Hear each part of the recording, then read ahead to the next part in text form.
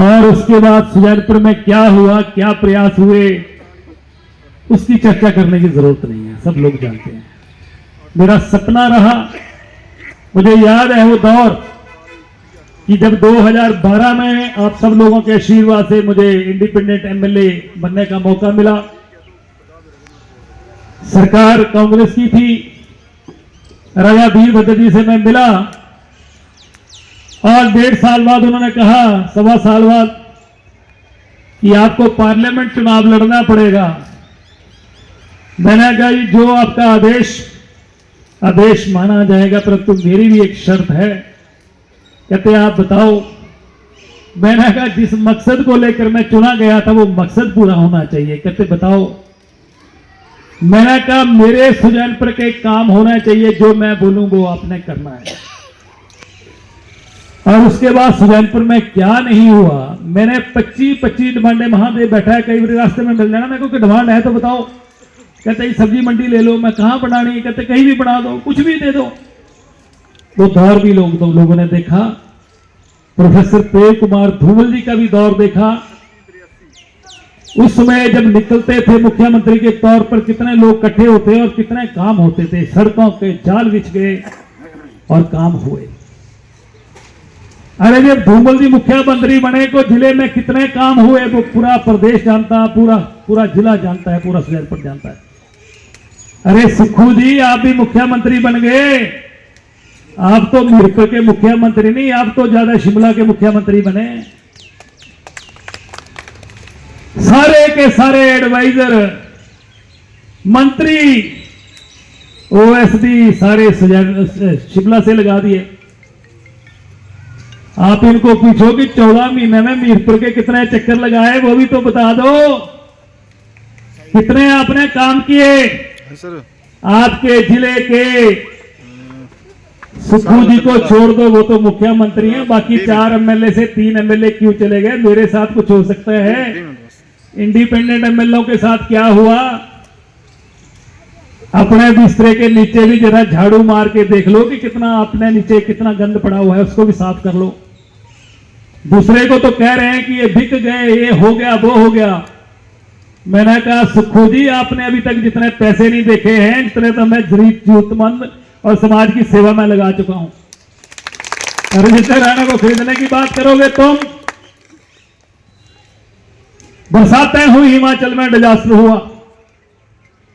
कौन नहीं जानता है कि ब्यास और ब्यास नदी के जो नदियां जुड़ती थी उनके सारे क्रशर बंद हो गए। जो ट्रॉली 2000 रुपए की मिलती थी वो 12-12 हजार रुपए में लोगों ने खरीदी कि नहीं खरीदी? डेवलपमेंट के काम बंद हो गए। और जब डिजास्टर का दौरा करने के लिए सुजानपुर आए, मैंने कहा सुखू जी एक क्रशर क्यों बंद कर दिए आपने? जहां कोई इलीगल माइनिंग हो रही है उसको बंद करो। कहीं पुल को खतरा है बंद करो। परंतु लोगों को ऊना से मटेरियल लेकर खरीदना पड़ रहा है और 3 गुना महंगा पड़ रहा है। पंचायत के प्रधान बैठे हैं यहां पर, कई उनको पैसे तो हमने दिए पर खर्चे कैसे? उनको मटेरियल 3-3 गुना महंगा मिल रहा है। ये तो लोगों के क्रशर बंद हुए। पर सुखू जी ये बता दो कि नदौड़ में नदी में माइनिंग जो होती रही, 100 ट्रक अभी भी निकल रहा है और बरसातों में भी निकलता है। वो किसका था? कौन माइनिंग कर रहा था? किसकी माइनिंग है वो? जब कोई कैप्टिव क्रशर लगता है, जैसे मान लो संधोल, सुजानपुर से संधोल सड़क बननी है, कैप्टिव क्रशर लगेगा तो सुजानपुर से संधोल की जो सड़क होगी उसमें जो मटेरियल निकलेगा उसको कैप्टिव क्रशर में क्रश किया जा सकता है।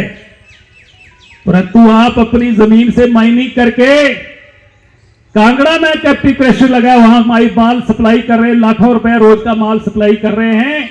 बाकियों के तो बंद कर रहे हैं, आपका क्यों खुला है? ये तो ईमानदार लोग हैं। ये जो मेडिकल कॉलेज बना, इसके इर्द गिर्द किस किस ने जमीनें खरीदी हैं? अभी तो लिस्ट निकलने वाली है, चिंता मत करो, ईमानदारों की लिस्ट। आंकलन किया, आप मुख्यमंत्री डायरेक्टली चुने गए हैं।